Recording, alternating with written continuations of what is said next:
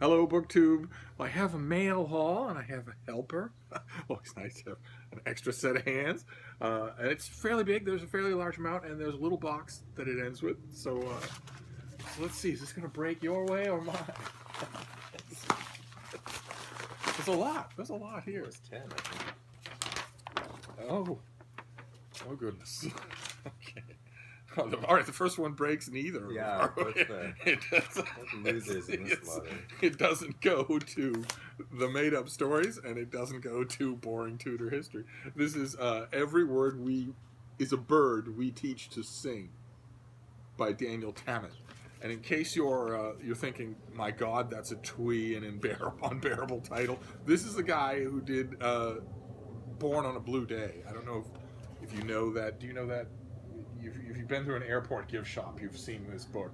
Little, square, blue, an inspirational photo on every page, an elephant mother holding the trunk of her little baby, a lion with her arm around her cub. And what you don't see is the cannibalistic father right out of camera range. And it was just one supposed inspirational quote after another.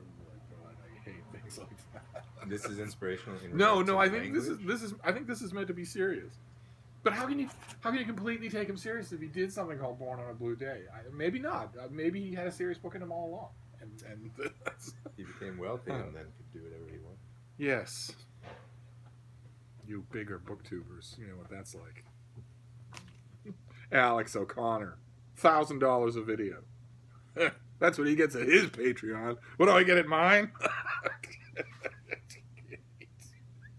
Anyway, I suppose we should start, shouldn't we? Is vocabulary destiny? Okay, no. So we're off to a rocky start.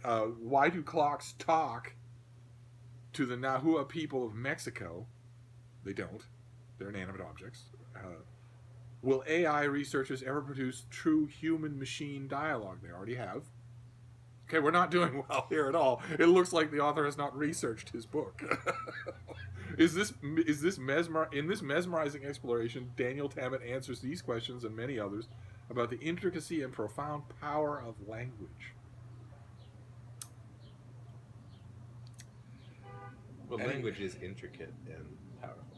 It's intricate and powerful, but it's something that humans use every day. And that's our author. A wee little baby. He's younger than you are. He's raking in the dough. And he lives in Paris. That hellhole. All right, so that was an inauspicious start. But this is bound to break one way or the other. To one side of the street or the other. Either fiction or non-fiction is bound to. Oh, Steve pulls ahead. Divided on D-Day. This is all about the conflicts and interdepartmental rivalries and competing prima donnas that bedeviled and actually almost endangered the Normandy landings. The most important military operation of the 20th century. You would think it would be a time when people would be toning down the infighting. And yet people were talking about, well, I want my brigade up front. Well, you know, if we're going to take publicity photos, am I going to be in them? What? To free Europe from a fascist dictator who's mass murdering whole populations. But that's what you're thinking about because you're Theodore Roosevelt's son. All right, so this comes out in September. Oh, this is great. There was a book about 10 years ago on the D-Day operation that dealt extensively with the rivalries, and about 40 years ago there was a book just about the rivalries that I imagine this will be heavily featured. All right, so Divided on D-Day. You won't be reviewing Divided on D-Day. If only somebody would do an existential, metafictional romp on the D-Day rivalry. Is D-Day metaphoric of something? That would really the human condition? No. Everything's metaphoric of the human condition if you review too many of the made-up stories. Goodness. All right, so this is. I know the subtitle got me too. I knew he was going to laugh at that the minute I saw it because it's the title's called "In the Days of Rain" and the subtitle is "A Daughter, a Father, a Cult." So you were feeling kind of good for a minute there, and then you get to that last word, and it's oh, this won't be a summer read. So this is by Rebecca Stott. Why do I know that name? She's okay, yes, Darwin's Ghost. She did Darwin's Ghost, which was good. What is this? It's it'll be autobiographical, I suspect. Memoir. Yeah. A father-daughter story that tells the author's experience growing up in a fundamentalist, separatist, religious Christian cult. Rebecca Stott both adored and feared her father, high-ranking minister in the branch of the Exclusive Brethren, a separatist, fundamentalist Christian sect. A man of contradictions, he preached that the Brethren should shun the outside world, which was ruled by Satan. It's actually true, at least for now. Yet he kept a radio in the trunk of his car and read Shakespeare and Yeats. Years later, when the Stotts broke with the Brethren after a scandal involving the cult's leader, Roger became an actor and compulsive gambler who left the family penniless and ended up in jail. Oh boy. Okay. All right. So this comes out on the 4th of July. I don't think I'll be reading it on the 4th of July. All right. So once again, neither of us. This is very strange. We're due for a made-up story about divorce in upper middle-class Connecticut. Oh, memoir. Oh. Steve pulls ahead again. This is The Fear and the Freedom, How the Second World War Changed Us. A tome about World War II by Keith Lowe, author of The Savage Continent. Oh my. Fear and the Freedom is Keith Lowe's follow-up to Savage Continent. While the book painted a picture of Europe in all its horror as World War II was ending, The Fear and the Freedom looks at all that happened since, focusing on the changes that were brought about by World War II. Simultaneously one of the most catastrophic and most innovative events in history. Huh. I don't think I still have Savage Continent. And now I want it.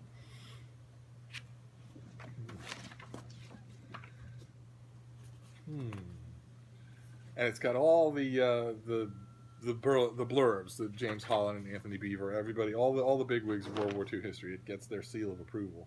But what is it precisely? This is a history of Europe in the aftermath of the war, or maybe the whole world.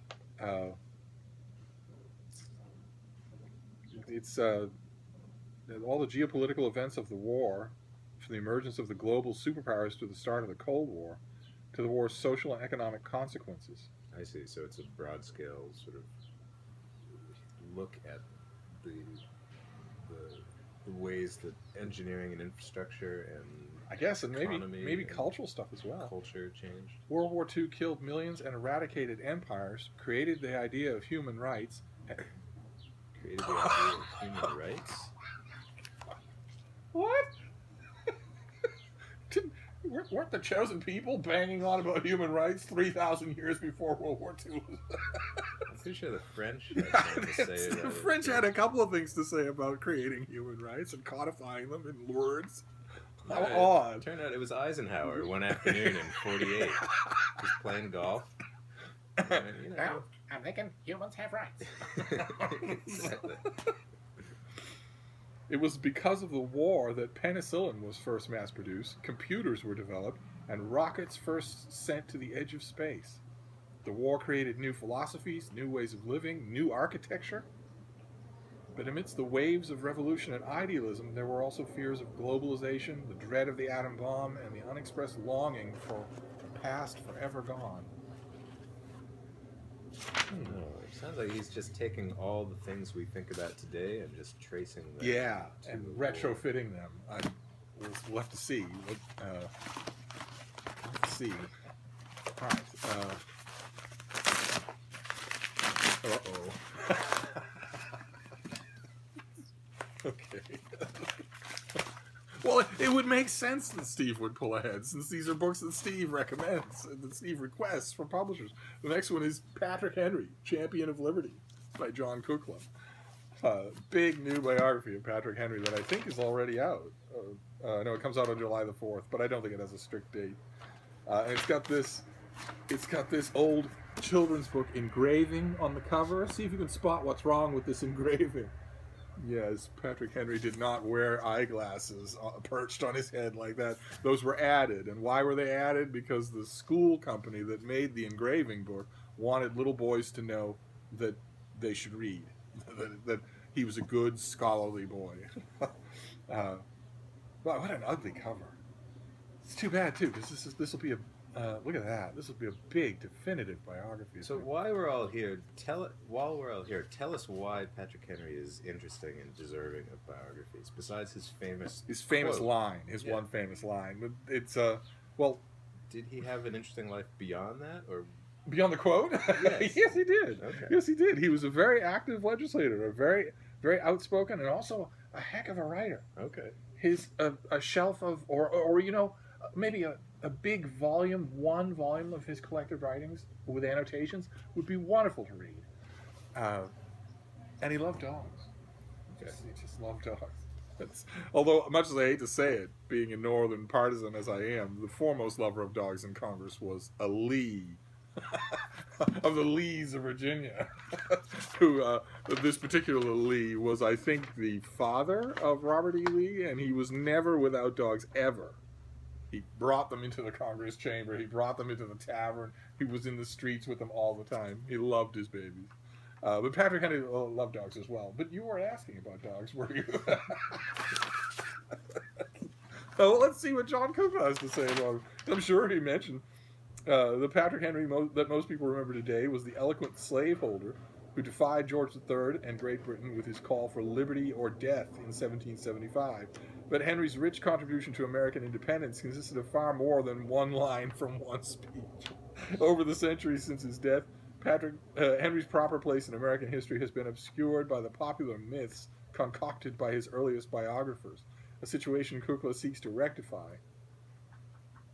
In his time, Patrick Henry was a major figure, as highly regarded as his contemporary fellow Virginians Jefferson and Madison, and admired as perhaps the finest orator in the land. He used to talk for hours, and the galleries in the Virginia House of Burgesses would be packed when word got out that he was going to speak, and people would bring lunches, and he would just talk for hours. Can't imagine that. Someone talking for that long. I believe that's what you kids on BookTube refer to as throwing shade.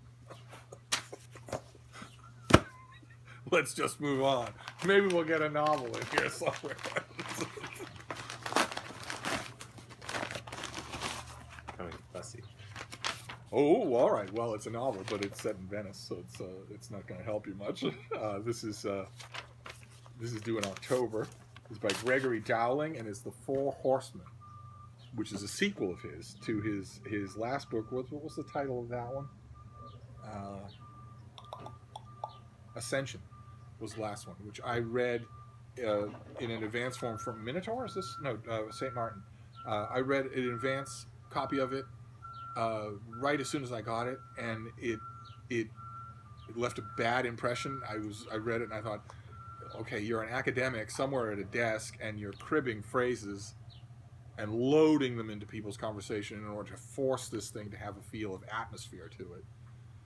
And then I put it away and forgot about it. And then I got the finished copy and thought, I love Venice more than all but one place on earth. And I love books about Venice. Why don't I give this another try? And also, this will bore you, but it's BookTuber Insider Baseball. The Book Chemist, who's a BookTube channel I'm sure that you all subscribe to, since he has 10,000 subscribers and I don't. He actually knows Gregory Dowling and was praising Ascension left, right, and center. And I hadn't heard that praise when I read the book the first time, but I had heard it when I read the second time. So I went into the hardcover thinking, well, okay, here's a smart, demanding critic who, despite the personal connections, likes this first book. So I read the book again and actually found a lot more to it. I liked Ascension a lot more the second time than I did the first time. When I read it a little bit more charitably. So I'm the Four Horsemen. I'm all for. Let's see here. Tour guide Alvise Maragnon thinks he knows Venice better than ever, but now finds himself ensnared by mysteries as obscure as the city and in many cases just as old. Certain that he is finally about to have his guide's license revoked after a tavern brawl, he is instead dragooned into the services of Mr. Grand, who has linked the death of one of his agents to a secret society known as the Four Horsemen. Oh my. Oh my. And there's the Bridge of Sighs in the background on the cover. But you know the high water mark here that really can't be, that I haven't, nobody's beaten so far, is a book that Open Letter's very own murder mystery columnist, Irma Heldman, praised. The Abomination. I've got his book called The Abomination that was so good. Yeah. Oh, so good. I read it and was hoping Irma works in mysterious ways. We don't know where she's going to alight her favor. So I always get a kick out of publicists who say, "Can you tell Irma to review this?" I want to say we don't tell Irma to do anything, and I would strongly advise you not to tell her to do anything either. No. But she picked a Venice book called The Abomination that was, I think the author's last name is Kelly, that was really, really good. I will say in the video that I'm going to leave a link to all of this stuff down below, and then of course I will forget to do so.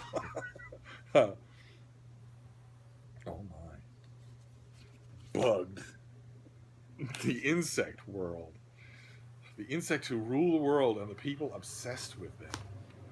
Oh goodness. Is the author going to pose with a bug? No, he doesn't. With a skeleton. He poses with a skeleton. I'm glad. I'd rather he do that than that. Although, have you noticed this in the made-up stories?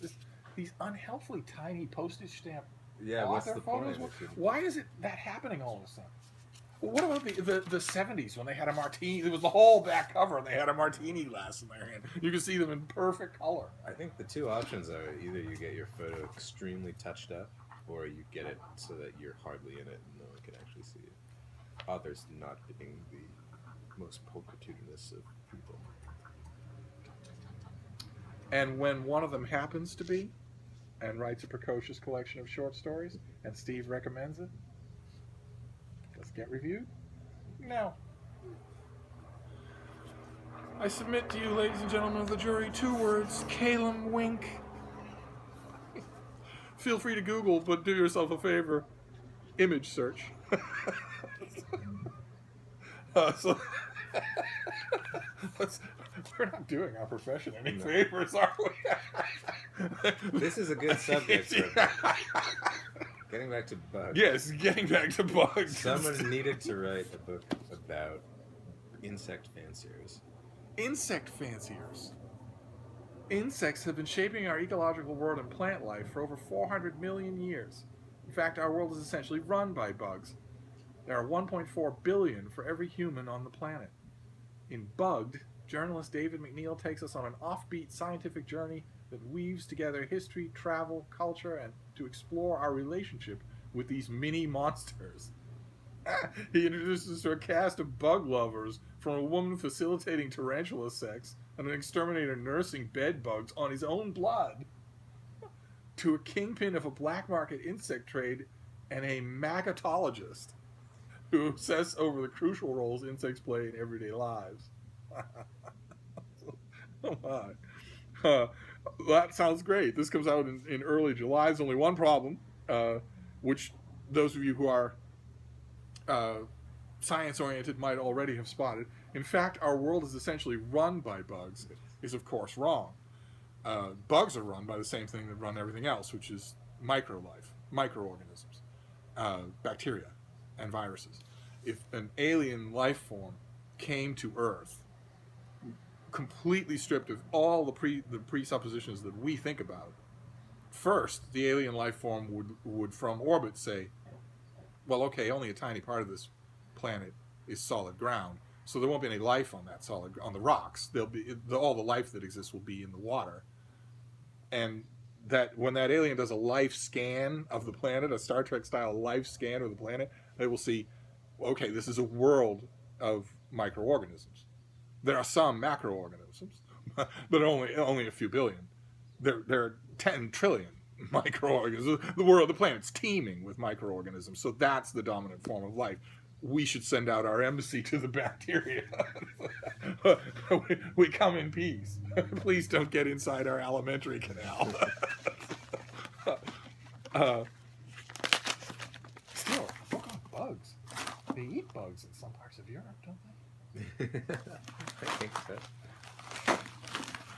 I've had cricket. Well, a rare confluence. A book we would both eat up. Except you don't get to. No. That's the real problem here, is that you all read so slow. This is by James Kugel. This is The Great Shift. Encountering God in Biblical Times. He's a fantastic exegete and biblical popularizer. His books just shouldn't. You shouldn't miss them. They're amazingly good. You remember, you see it all the time. That big hardcover, The Bible as It Was. Uh-huh. And he also wrote How to Read the Bible, which is fantastic. He's just well, there's our author. Is this about the different ways that biblical figures interact with God? Let's see. A great mystery lies at the heart of the Bible. Can God make a rock bigger than he can lift? Early on, people seem to live in a world entirely foreign to our own. God appears to Abraham and Sarah, Jacob and others. He buttonholes Moses and Isaiah and Jeremiah and tells them what to say. There comes the great shift. The Israelites stop seeing God or hearing his voice. Instead, later Israelites are in search of God, reaching out to a distant, omniscient deity in prayers, as people have done ever since. What brought about this change? I can't wait to read this. Yeah, that's interesting. But it's an evolving shift, because God is extremely present, physically present at the very beginning, and then becomes more... Yeah, he walks around. Walks around with an Adam and Eve story. Who is the last person in the Bible to see God? To talk to him. To actually talk to him. Would the writing on the wall count? Probably not. I think it's so touching that so many of the great patriarchs of the Old Testament, not the sexy New Testament, but so many of the people in the Old Testament consider God a friend. Right. And it's clear that he considers them a friend as well. It's clear that he likes David. Right. Until David betrays him. Until he betrays him. Maybe it's David. Maybe that was the shift. Maybe that's the key. But God wouldn't hold the entire species for all time guilty by the acts of what? Oh. I suppose he might. Oh goodness. Oh, well, I can't wait to read this. So this was out in September. But he really is a must-read author. That's fantastic. This thing is tiny. This is tiny. Slim volume of poetry. No. It's a novel. Oh, well. You're back in the game. Who is Daniel Galero when he's at home? He's a young, hunky Brazilian novelist. Oh, he is a Brazilian novelist. So son of a gun. I read his first novel, Blood-Drenched Beard. Oh! Did you read that? No! Oh, yes, I did. I did read Blood-Drenched it. Beard. I kind of liked it. Yeah. That was about someone searching for his father, is that right? Precisely. I did kind of like that. Oh, my. A young man wakes up at dawn to drive to the Andes to climb the Cerro Bonete with a friend, a mountain untouched by ice axe and climbers, one of the planet's final mountains to be conquered, a planned feat of heroic bravado or foolishness. But instead of meeting his friend, he finds himself dragged by the undertow of memory to Esplanada, the neighborhood he grew up in, to the brotherhood of his old friends, and to the clearing in the woods where he witnessed an act that has run like a scar through his life. Right. That phrase, where is it here? Dragged by the undertow of memory. No one gets dragged by the undertow of memory. You've got a bus to catch. and that reminds me of the thing that bothered me about the Blood-Drenched Beard, is that nobody has any believable motivations to do anything. They all get dragged by the undertow of something or other. Why does he go looking? And when he finally gets to the father figure at the end of the book, what has motivated that man for 30 years? No, well, that's dreamy, gauzy stuff, but nothing real. Well, he's crazy. I mean, there's no motivation for the father figure. But how does he pay for his food every day to eat? How does he pay his landlady? Isn't he a swimming instructor in the first one? The narrator is. Yeah. Oh, but the father? Yeah, He lives in a cave or something. I don't know. Well, you in fiction land, you say it's part realism, part folktale. But that drives me nuts. How many contemporary novels have I read where I get 40 pages in and say, okay, you've got all this clever dialogue in this Uber, and I now know all about your fraught relationships with your ex-girlfriend, but you've been walking around for days in this novel without going to a job. How do you actually earn the money you earn to pay the rent that where you live? Why isn't that part of this book? And I got to say, even in novels that I really love, great novels, modern novels, there's almost none of that. The Art of Fielding, these characters all live in apartments. They don't appear to work, except for the ones who have baseball as a career. Why is that? Because writers don't work. They don't, do they? They just go to coffee houses. But they had to at some point, right? I thought that was such a big weakness of City on Fire, is that there's no day-to-day life anywhere in it, or very little. When, who's good at that? Is anybody good at that? Who's good at writing about work? Or at least incorporating it believably into their work, so that you believe this is a real person. Yeah, I don't know. That's a good question. It's part of what bugs me about the made-up stories. Is that they don't even really seem to try for verisimilitude a lot of the time. No, it's not quite what you're talking about, but they put out the collected stories of Tim Gautreaux. Do you know? Oh, who he yes. is? And Yes. they are specifically about different kinds of jobs. Just here's someone who works on hot water heaters. Here's someone who works at a casino. Here's someone, and it's sort of they all expand outward from the different tensions and stresses that come with those jobs. He's very good on writing. You like him? You like him? Excellent. The book is called Signals. I highly recommend it. Okay, well, we've done the box. I